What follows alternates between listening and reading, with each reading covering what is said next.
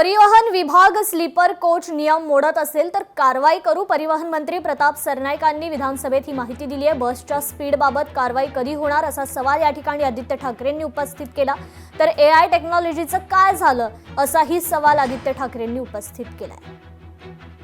मुंबईमध्ये देखील या स्लीपर बसेस इथून ज्या बाहेर जातात अतिशय भयानकपणे ह्या चालवल्या जातात। खास करून जर हायवेवर पाहिलं तर कुठचेही नियम पाळत नाहीत, कुठचंही लेन डिसिप्लिन पाळत नाहीत आणि बाहेरूनच बघून भीती वाटायला लागते की अरे स्लीपर बसमध्ये वरती जर कोण झोपलं असेल, खालती पडलं तर काय वगैरे। कारण आपण गाडीत बसल्यानंतर किंवा बसमध्ये बसल्यानंतर सीट बेल्टची आपण एक दंडात्मक कारवाई करतो सीट बेल्ट न लावण्याने। म्हणजे नागपूरमध्ये मंत्री महोदयांनी सांगितलं होतं की एक बस आलेली आहे जिथे कोण दारू पिऊन ती चालवायला बसला तर ती बस सुरूच होत नाही।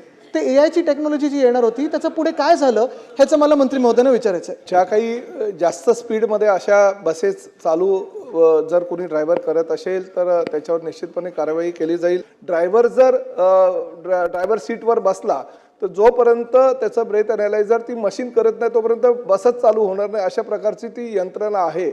आम्ही विचार करतोय की एसटी महामंडळाच्या माध्यमातून तर आम्ही ते धोरण निश्चित केले आणि ते ब्रेथ अनालायझर आम्ही प्रत्येक बसेसमध्ये लावण्याच्या सूचना आम्ही टाटा कंपनीला आता ज्या नवीन बसेस देतोय किंवा अशोक लेलँड सारख्या कंपनीला ज्या बसेसची ऑर्डर देतोय त्यामध्ये आम्ही ते कंपल्सरी केलेलं आहे। इमर्जन्सी व्हेकलसाठी युटर्न असतं पण कोणीतरी आगाऊपणा करून तो उघडलेला असतो आणि बाकीच्या गाड्या पण त्याच्यातून येतात।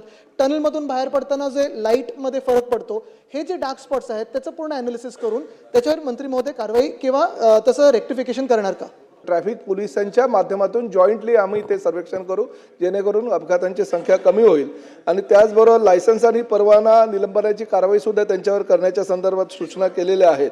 परंतु हे अपघात कमी होण्यासाठी ज्या ज्या काही उपाययोजना करण्यात येईल आणि सन्माननीय सदस्य या सभागृहामध्ये सुचवतील त्यानुसार निश्चितपणे त्यावर कार्यवाही केली जाईल।